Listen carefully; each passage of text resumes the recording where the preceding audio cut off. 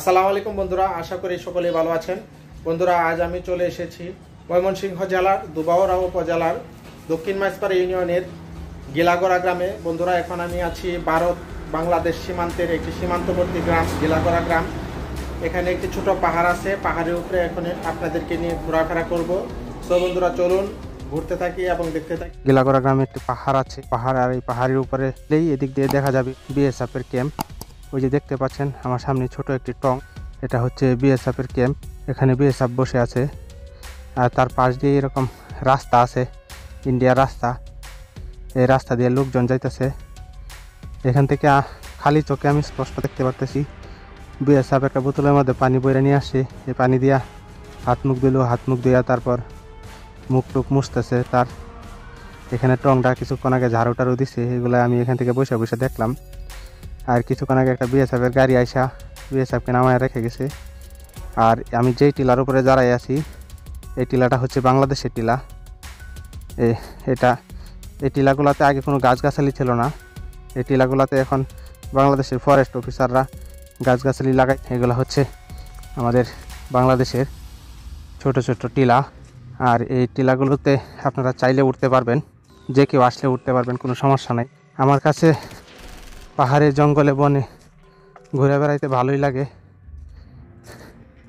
ওই পাশে আরেকটি পাহাড় আছে, ওই পাহাড়টা আরেকটু উঁচা এই পাহাড়ের চাইতে। আর ওই দিক দিয়ে দেখেন নিচে প্রচুর ধান ক্ষেত লাগানো হয়েছে। এই যে টিলার উপর থেকে নিচে ধান ক্ষেতগুলো দেখা যায়। ওই পাশে আরেকটা টিলা আছে, ওই টিলাটা আরেকটু বড়, চাইলে উঠতে পারবেন আপনারা, কিন্তু এখন আমার সময় নাই, এখন আমি চলে যাব। অনেকক্ষণ ঘোরাফেরা করছি। বন্ধুরা, এই জায়গাটি হচ্ছে দক্ষিণ মাইজপাড়া ইউনিয়নের গিলাগড়া গ্রামে। সাবেক উপজেলা চেয়ারম্যান সেলিম মির্জার বাড়ির পাশ দিয়েই এখানে আসতে হয়। আমি চাইছিলাম প্রতিটা গ্রামে ঘুরে ঘুরে একটা মোটো ব্লগ করার জন্য, কিন্তু যখন এসে একটা জায়গায় দাঁড়াই, ভিডিও করাটা হচ্ছে আমার নেশা।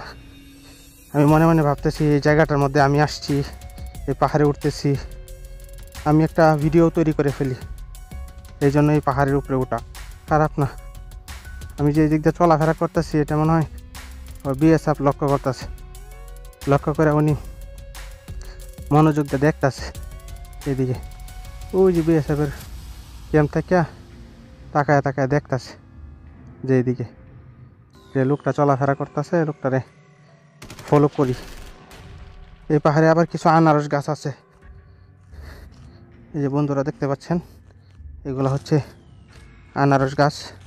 আর আনারস গাছে দেখুন এই যে আনারস হইতাছে, এখনো বড় হয়েছে না, মানে ছোট ছোট আনারস। আর কিছুদিন পরেই এই আনারসগুলো বড় হবে। চাষি আপনার বাড়ি নয়? ও, এই ছাগল যেন দিন পরে কিছু কয় না তারা? এর মধ্যে কি খেতে মধ্যে কি চাষবাস করে?